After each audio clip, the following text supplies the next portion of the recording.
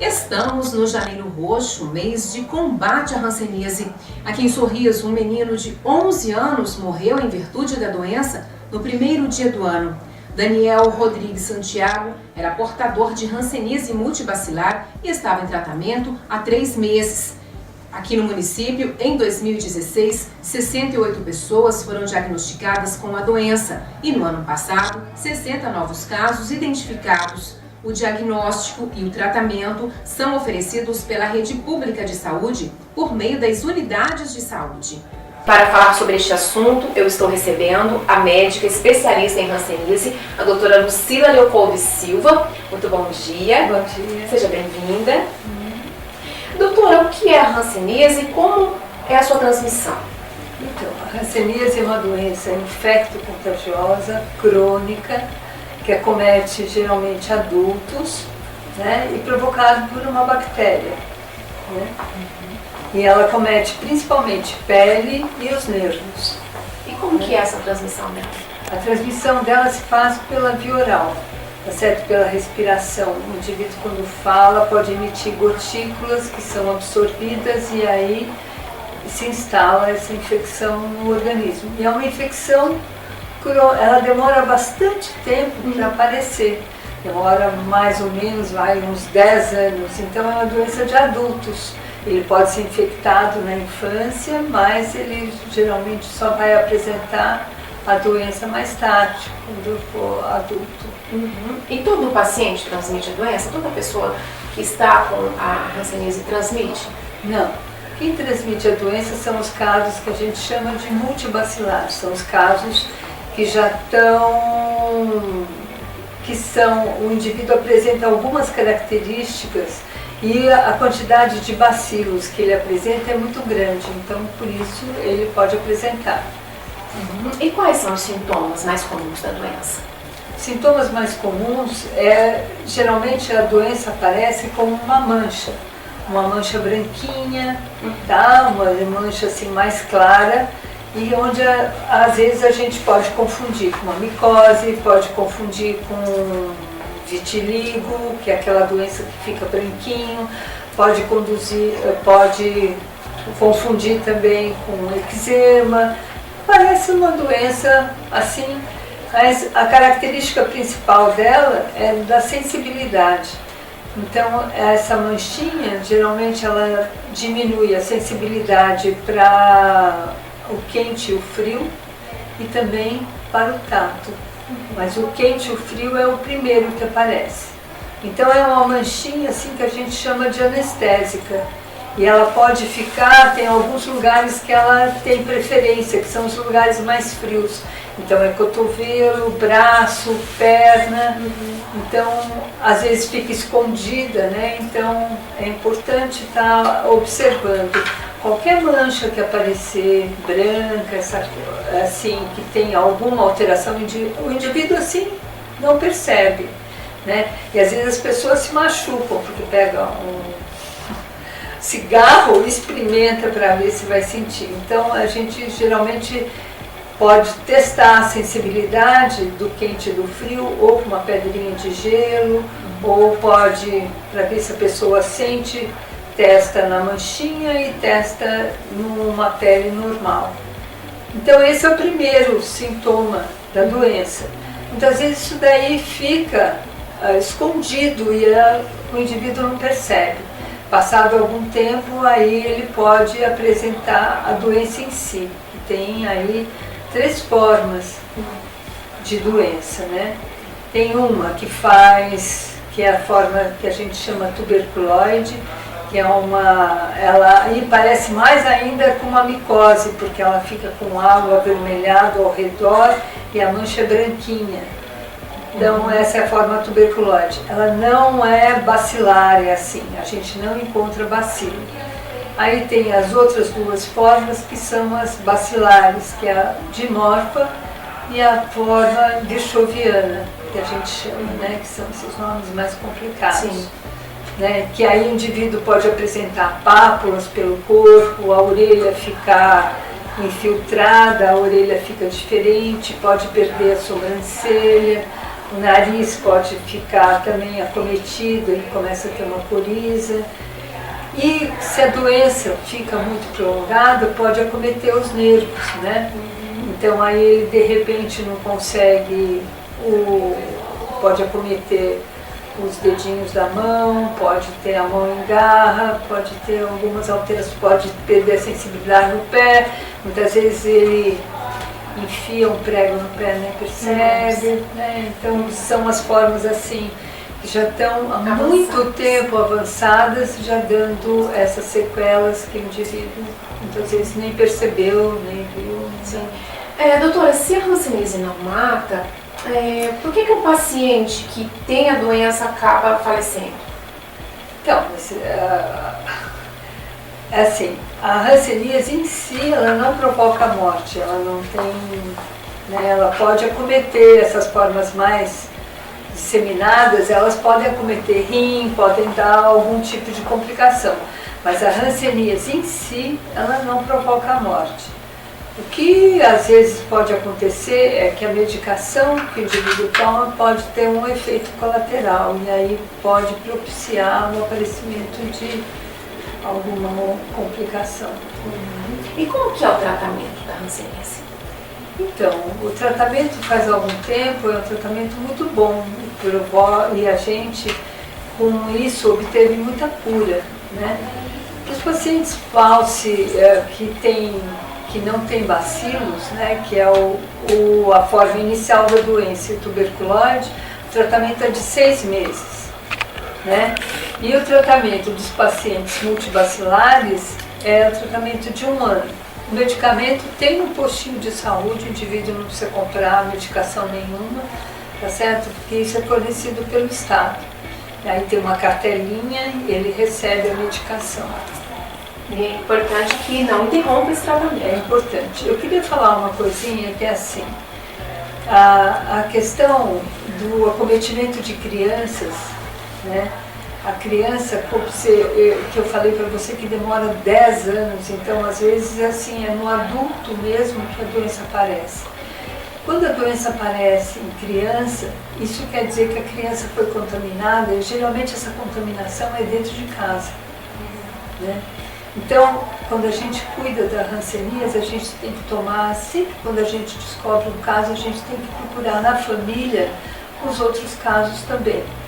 Se aquele indivíduo é multibacilar, eu vou procurar nos outros quem é que tem, tá certo? A forma inicial da doença, se tem mais alguém. E quando acomete criança, é super importante que a família toda compareça para a gente poder estar pesquisando e vendo de onde aquela criança adquiriu a doença. E como faz esse diagnóstico? É um exame? É um exame clínico, né? Assim, o mais importante da hanseníase não é tanto a baciloscopia, né? Às vezes a gente valoriza bastante. É um exame, a baciloscopia é um exame que a gente tira a linfa da orelha. Ou pode tirar da mancha, ou pode tirar do cotovelo, que são os lugares, lembra que eu falei? Sim. Que são? Então, ou da manchinha, a gente comprime bastante e tira um liquidinho. Nesse líquido é feita uma reação e a gente procura o bacilo. Mas são poucos pacientes, geralmente paciente que já tem muitas lesões, que o exame dá positivo, né? Então, o principal do diagnóstico da hanseníase é o diagnóstico clínico, é examinar o paciente, é examinar a pele inteirinha, né? Normalmente o paciente tem que tirar a roupa, a gente procura, examina, vê as manchas, procura, olha, examina os nervos, tá certo? Faz os testes de sensibilidade para a gente ver. Então, o diagnóstico muitas vezes é clínico, não tem diagnóstico assim, com certeza, de laboratório, que eu falo, esse com certeza é. Né? Só os pacientes, geralmente, que já têm muitas lesões, aí eu consigo confirmar pela baciloscopia. Caso contrário, é o exame clínico. E tem como prevenir a doença? Então, a gente tem a vacina da tuberculose. Então, uma das coisas que é preconizado pelo Ministério da Saúde é o exame dos comunicantes e aí a aplicação da vacina BCG. Porque o bacilo da tuberculose é um parente do bacilo da hanseníase, eles são micobactérias. Então, o bacilo, não se consegue fazer cultura do bacilo da hanseníase, enquanto que da tuberculose se consegue. Doutora, Mato Grosso registra as maiores taxas de detecção de hanseníase do país, enquanto que na região sul as menores. Por quê?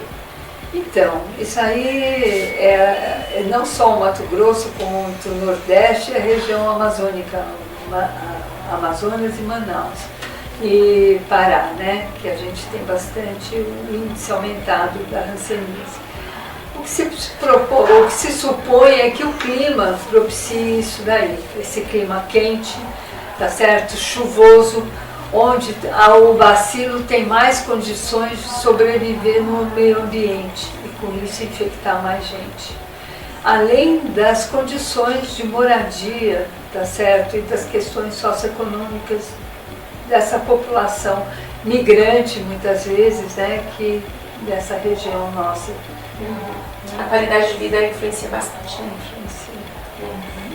Doutora, olha, muito obrigada pela sua presença aqui no nosso programa, adorei recebê-la, um assunto assim bastante informativo, até porque a gente teve esse caso de morte registrado aqui em Sorriso neste ano e aumenta-se a curiosidade, né? O mais importante é as pessoas que tiverem esse diagnóstico tratarem direitinho, porque o fato das pessoas abandonarem o tratamento, isso faz com que a doença continue se disseminando, né? Então é super importante o cuidado, ir no médico, os postinhos estão todos aí, todo o pessoal treinado para estar atendendo essa população.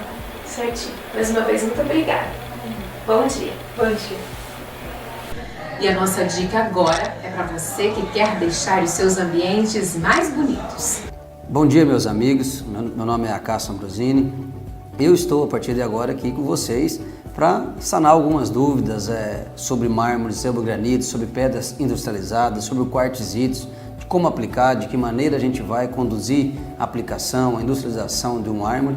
Então a gente está aqui justamente para sanar essas dúvidas. Então a gente vai começar principalmente falando um pouco do que é o mármore e do que é o granito. Pergunta comum aí dos nossos clientes aqui na Mármore Real, são perguntas frequentes, como usar, se usa em área externa ou área interna, se é para bancada de cozinha ou se é para lavabo de banheiro. Então hoje a gente vai esclarecer, tirar umas pequenas dúvidas do que é um mármore e do que é um granito.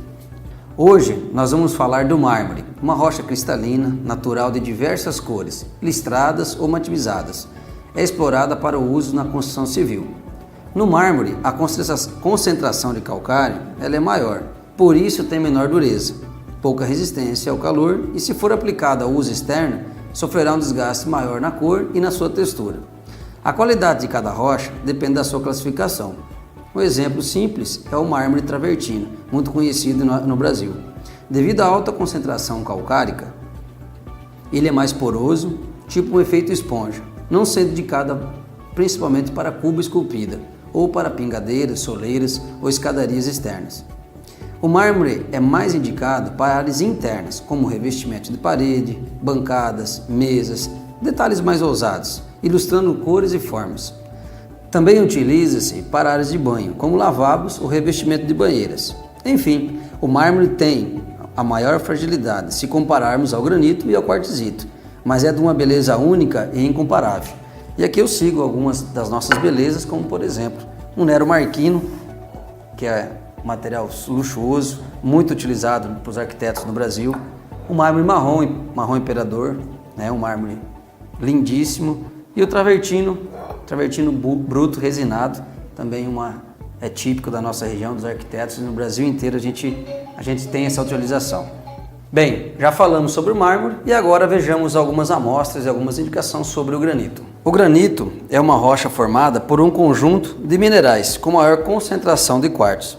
Sua dureza e durabilidade fazem dele uma escolha popular, como um material de construção.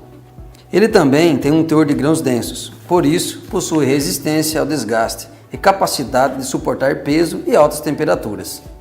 O granito é uma rocha mais compacta, com menos porosidade. Geralmente, o material é apresentado com movimentos como veios, cristais, amêndoas, de diversas cores.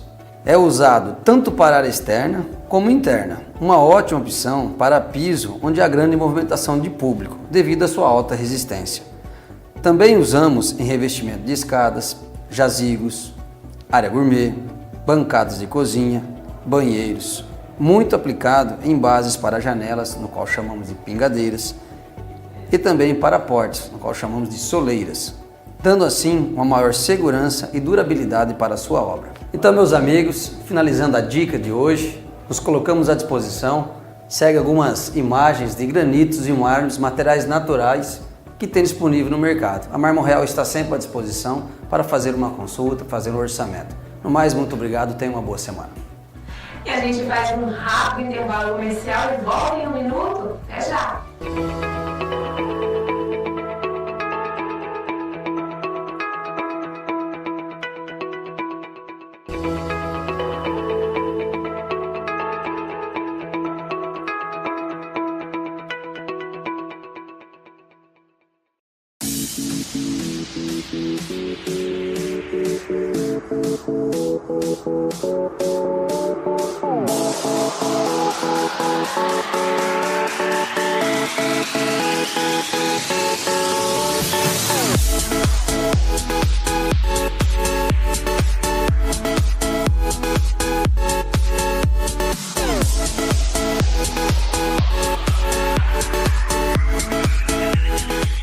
Academia Aquafit Dance, balé adulto, balé infantil e em 2018, balé baby de 2 a 3 anos, musicalização e atividades lúdicas envolvendo a dança. A Aquafit Dance oferece ainda natação para crianças de 6 meses a 10 anos, jazz, sapateado, dança do ventre, yoga, hidro e todos os tipos de ginástica.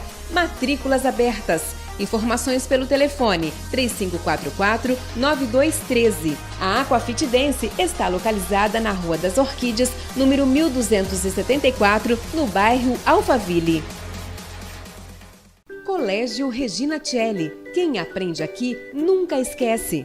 Da educação infantil ao ensino médio, preparando para vestibulares, PAS e Enem. Em parceria com o Sistema de Ensino Bernoulli, oferece um aprendizado de excelência.